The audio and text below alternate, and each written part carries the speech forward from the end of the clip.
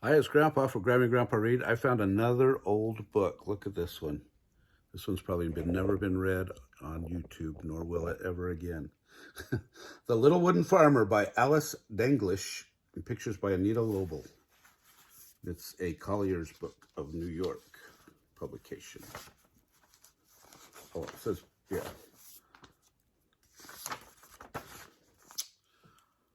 Once upon a time, there was a little wooden farmer who lived with his little wooden wife in a neat wooden farmhouse.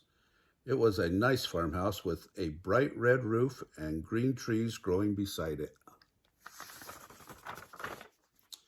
Beside the house was a barn. By the barn was a pig pen. In front of the barn was a place where sheep might be kept, and at the other side of the house was a dog kennel.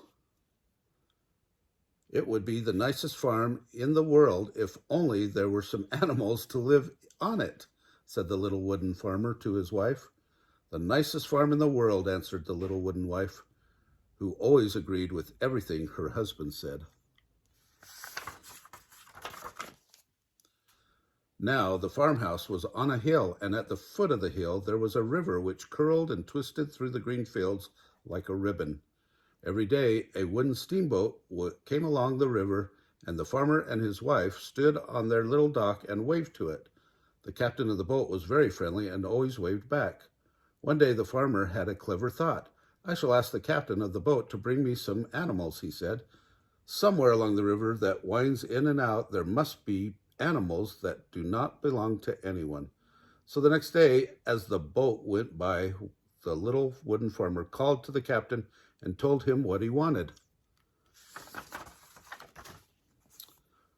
Oh, said the captain, that should be easy. All along the river there are animals that do not belong to anyone. I see them every day. Then, said the wooden farmer, I should like to have a brown cow that gives rich, creamy milk, a fat pink pig, 2 white sheep with warm, woolly coats, a fat pink pig with a curly tail, a rooster that will crow in the morning, a hen that will lay a large brown egg each day, a dog to guard my house, and a cat to sit on the doorstep. That's a tall order. Very well, said the captain. I shall try to remember all these things. As the boat sailed away, the farmer could hear the captain saying to himself, a brown cow, 2 white sheep, a fat pink pig, a rooster, a hen, a dog, and a cat. The boat had not sailed very far along the river before the captain saw the sheep. They were standing in a meadow eating buttercups, and their coats were very white and woolly.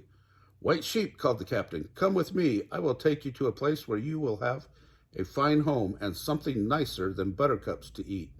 Bah, we would like that, answered the sheep. So with a frisk and a prance, they came aboard. The boat had sailed around 2 curves in the river before the captain found the pig. It was so fat and pink, and its tail was so curly that he knew it was just the pig he was looking for. The captain had hardly said, a good home, plenty of skim milk, before the pig came aboard, pulling and panting and grunting with delight. Around the next curve, the captain saw the brown cow. She was standing under a tree, doing nothing in particular. Brown cow, he called the captain, do you give plenty of rich, creamy milk? Indeed I do, answered the cow with a flick of her tail. Then come with me, said the captain. You will have a fine home in a barn with a bright red roof. So the brown cow came aboard. It was quite a long time before the captain found the rooster and the hen. The hen was making such a cackling over a large brown egg she had laid that it was quite hard for the captain to make himself heard. When at last they did hear, the rooster and the hen lost no time flying aboard. They left the egg behind because the hen said it really did not matter. She could lay another one the next day.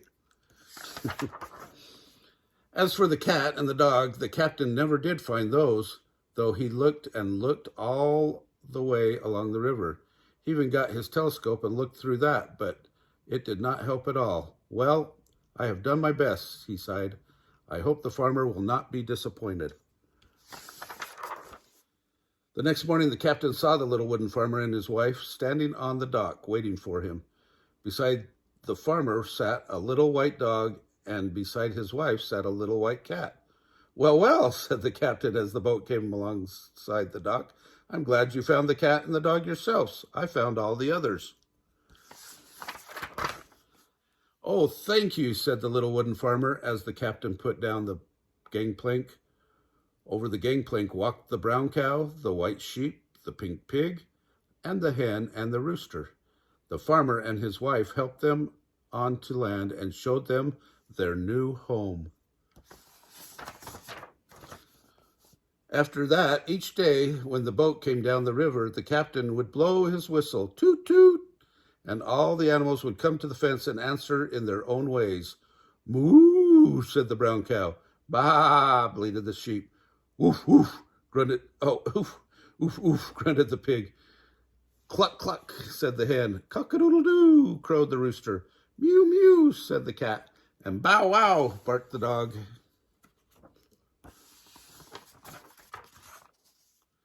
Then the captain blew once more on his whistle, and the boat went on along the river. As for the little wooden farmer and his wife, they were very happy, for they had a brown cow that gave plenty of rich, creamy milk, 2 white sheep that gave soft, warm wool, a fat pink pig with a curly tail, a rooster that crowed in the morning, a hen that laid a large brown egg each day, a dog to guard the house,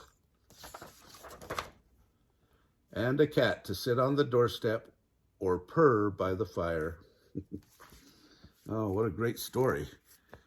Boy, if life could only be as good as this story was, that would be awesome for everyone. If you like this story, smash the like button down below, subscribe to our channel, and watch the playlist for fairy tales.